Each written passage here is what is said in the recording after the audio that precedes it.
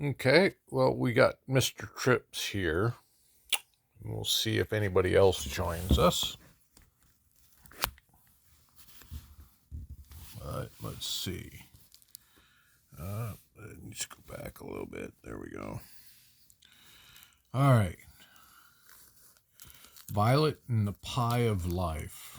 We're really getting through this. 14. Dear Dad, it was great getting your email. I'm sorry you can't come to the Wizard of Oz. In case your plans change, you can buy a ticket at the door. The drama teacher thinks I'm really talented. My best friend Mackenzie kept asking Mom where you are. Mom wouldn't tell her. Mom, said you should tell her, Mackenzie, so please let me know where you're living so Mackenzie will stop asking about it. Also, in case you lost my cell phone number or something, it's 555-0475.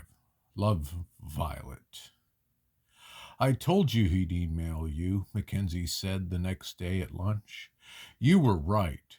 I handed her a chunk of my brownie across the table. Too bad he can't see the play. Mackenzie shrugged. Not all his fault. He'll be out of town. And it's not like the play is on Broadway. Yeah, I should have quit when you did. You should have, Mackenzie agreed. Allie is so annoying. Really? Mackenzie leaned towards me. I wanted her to tell her about Allie's parents and her freak out about memorizing lines and the mean things she'd said about my dad. But Mackenzie could never, ever know I'd been to Allie's house. Does Goldstein still act like Allie's the best actor ever? Mackenzie asked. Yeah, even though she's totally not. Her parents fawn all over her, too. I bit my lip. I bet they do. I bet she has a huge bedroom and a walk-in closet for all of her clothes and one of those beds with a pink fluffy canopy. Her parents probably call her icky nicknames like Princess and Sweethearts. None of those things were true, but I nodded and I said, she's no sweetheart, that's for sure. Nicknames that we came up with for Allie. Allie Cat, Allie Trash, Allison No Fun, the Snob. Before rehearsals that day, I walked up to Allie in the auditorium and said, my dad sent me a really great email because I was mature. I did not add, told you so. Allie grinned. That's awesome, Violet. I frowned. I hadn't expected that reaction. I figured she'd make a snide comment or shrug or ignore me. I'd been so mad at her all week, but she didn't seem mad at me. She never seemed mad at anyone, not even Diego, who called her Shorty. Why would she be mad at Diego, though? Allie was easily in the top 20% for height for 7th grade girls at our school. She's probably even in the top 13%. It wasn't like last year where Isabel Noonan had called me Mouse, which hurt because I was probably in the top 20% for mousiness.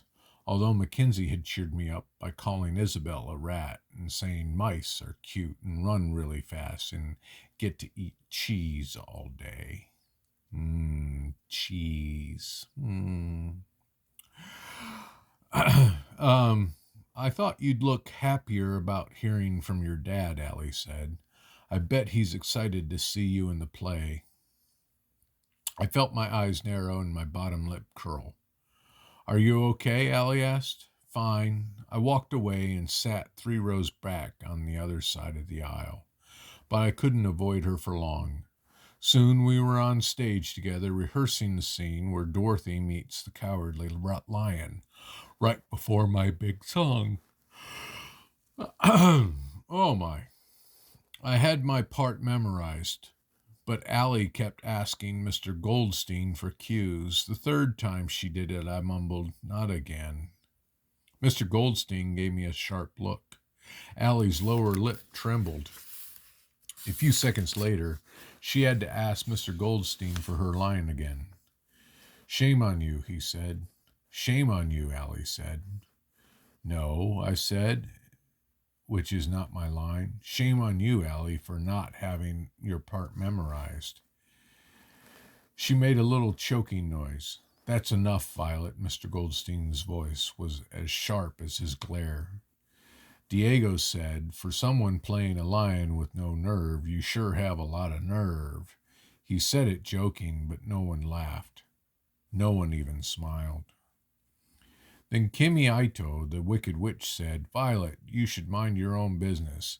It is my business, I said. Now I have to tell my dad to not come to the play because the lead actor doesn't even know her lines. Stop, Violet. Not another word, Mr. Goldstein said. Allie ran off the stage through the auditorium and outside. Kimmy followed her. A few seconds later, the other girls followed them. Not me. I stayed on stage and folded my arms. I folded my arms over my flat chest, trying to act tough. I probably just looked like I was hugging myself, which I was. I wanted to run after the girls, run to Allie. I'd tell her I was sorry, tell her I knew she was trying hard, tell her it wasn't fair to expect her to learn her lines at the same time as me when she had a quadrillion more to memorize. Tell her maybe she was right about my father, even if he couldn't come to my play. Even if he couldn't come to my play, couldn't he pick me up from school sometime? But I didn't do any of those things. I was as cowardly as the part I played.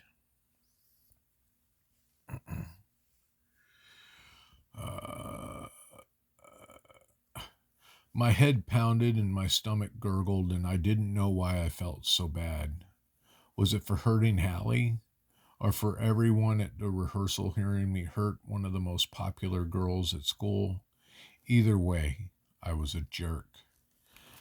Dad, the play is going terrible. The girl who plays Dorothy doesn't know her lines. I got in a fight with her because of you. I was defending your honor. Are you honorable? It doesn't seem very honorable to go out of town the week your daughters play. I'll tell you more in one email than I tell Mom in a week. But you don't tell me much at all. Like even, where are you? Where are you, Violet? Oh, that was short. We'll go with chapter 15. Allie knew most of her lines during Monday's rehearsal. Supposedly the girls in the plays, except me, had been getting together and helping her. After every line Allie got right, the girls, except me, clapped quietly or gave her a thumbs up. Even Diego whispered, "You got this, Shorty," and Allie whispered back, "Thanks, Chubbs," which they weren't insults because Allie wasn't short and Diego wasn't chubby. They were more like nicknames between good friends or boyfriend and girlfriend. No one cheered for me during rehearsal. They were probably booing me in their heads, thinking up new nicknames. Maleficent, or Cruella de Vil, or Lord Voldemort. Mr. Goldstein kept picking on me. He said, "Positivity, Violet, and you're in the glorious land of Oz. Bask in it. And you're the cowardly lion, not the surly lion, Allie. Give me a pitying..." Allie gave me a pitying... Allie gave me a pitying look after he called me surly, which made me even surlier. I stopped in the middle of pretending to hand Allie a bucket of water to throw over the witch. Mr. Goldstein, acting would be a lot easier if we had props and costumes. Acting comes from within, Mr. Goldstein said. Feel the props. Feel the costumes. I kicked the imaginary bucket onto his annoying head and felt a little bit better. Text to Mackenzie. I hate actors, mostly those named Allie. And then Mackenzie sends back a frowny face. And Violet, want to do something Saturday night? Mackenzie, sure. When rehearsal finally ended, Mr. Goldstein said, "Violet, I need to speak to you about your costume." He pointed to my phone. "I've noticed you're quite proficient at texting. Please text whomever is picking you up and inform them you'll be a few minutes late. Text to Mom. Be out soon. Costume issue." Allie gave me another pitying glance before walking out, and then it was just Mr. Goldstein and me, sitting with an empty seat between us, about 30% of the way back in the auditorium, and a few kids gluing poppies onto a backdrop on stage. Now, those are Poppy the flowers, not me Poppy. It's spelled different. I was heavily involved in the theater throughout my school days, Mr. Goldstein said. In high school, we did Othello and Romeo and Juliet. William Shakespeare knew how to write meaty parts. He sounded infinitely more excited about Shakespeare than I was. That wasn't hard to do, given my sub-zero level of interest. "Mr. Goldstein, is there a problem with the lion costume?" I asked. "Pardon?" He tilted his head. "Oh, our discussion has nothing to do with your costume. I was attempting to save you from embarrassment in front of the cast." My heart sank. He was going to tell me again to show positivity, but how could I when Allie and the rest of the cast hated me? I'd betrayed my best friend by going to her enemy's house, and my dad was missing. My mom kept reminding me their separation wasn't my fault, which made it sound as if it was my fault. I mean, she didn't remind me that the earthquakes and global warming weren't my fault, because those things definitely weren't. "When I was growing up," Mr. Goldstein said, "boys weren't supposed to reveal their emotions. We could never show fear, and if a boy cried at school, he was done for."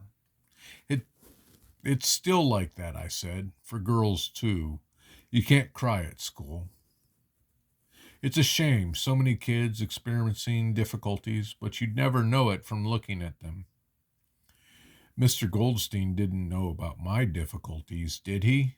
He leaned forward. "The beautiful thing about acting is that one is supposed to reveal the character's emotions. In order to do so, one needs to explore one's own emotions." I nodded. Mr. Goldstein was always telling us to dig deep.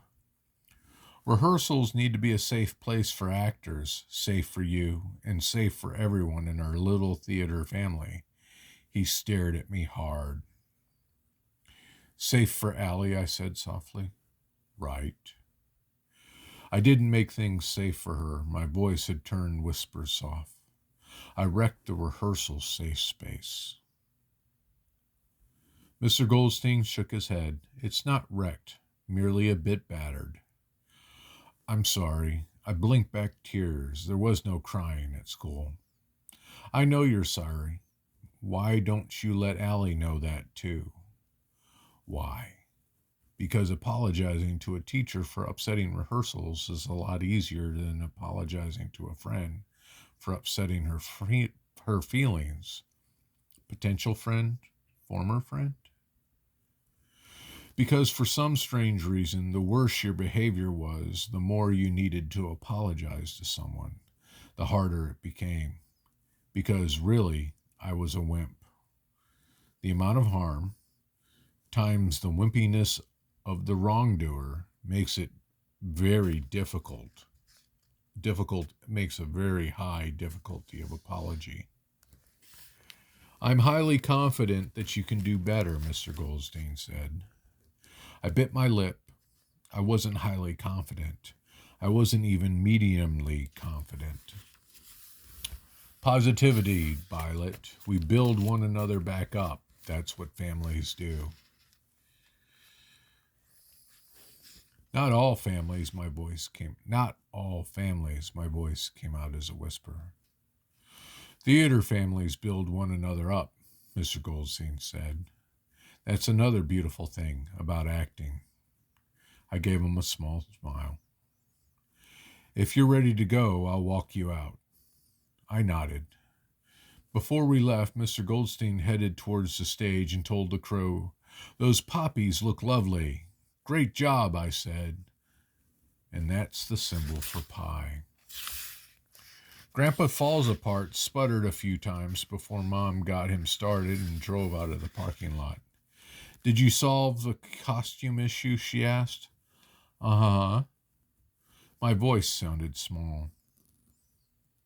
At the stop sign she usually rolled through, Mom came to a complete stop and stared at me. "Were there other issues too?" "No," I murmured. I leaned against the car window and closed my eyes to get some peace. My brain kept picturing everyone cheering on Allie and giving me mean looks. And here's the cast, and there's Violet. The ride home seemed to take forever. I opened my eyes. We weren't on our way home. Where are we? "Heading for Bozo's barbecue," Mom said. "We are?" Mom shrugged. "I know you like it, and we haven't been there in a long time." "That's because you complained about it every time Dad wanted to go." "Not every time," Mom said. "I thought about it and did the math. It was like 60% of the time." "Okay, well, thank you." "You're welcome." And pie again. After we ordered our food, Mom asked how the play was going. "Fine," I said. "You seemed upset when I picked you up from rehearsal." I put my napkin on my lap and stared at it. "Everything's fine." "I wish you would talk to me more," Mom said. Her voice sounded sad, yearning, as Mr. Goldstein would say. Telling Mom I'd been mean to Allie would make her even more sadder, and I took out my phone. "Remember our rule," Mom said. "No phones at dinner." "It's not our rule, it's your rule, and Dad never cared." "Put away your phone," Mom said gruffly. I did, and I looked around the restaurant. 2 tables over, a couple laughed and chatted away like they were the best friends, while their toddler sat in a booster seat with an iPad. I wish they were my parents. Last Thanksgiving, my little cousin Liam had fallen asleep in his booster seat at the table. When my Aunt Amber started unbuckling him so she could carry him into the guest room, he'd woken up and said, "Where's my pie?" Everyone around the table laughed, and Grandma had said, "He's got that Summers pie-loving gene," and everyone laughed again. Thanksgiving with Dad's relatives meant lots of laughing. That's what I yearn for now, a family. I'd fractured our middle school theater family, and you could hardly call the force duo of Mom and me a family. I wanted a real family with Mom and Dad and me, like I used to have. The server brought our food, boss of all biscuits, slab o' ribs, bacon and beans, heaven and cream de la creme coleslaw for me, plus peach pie for dessert. Mom got a boring salad. I pushed away the bottle of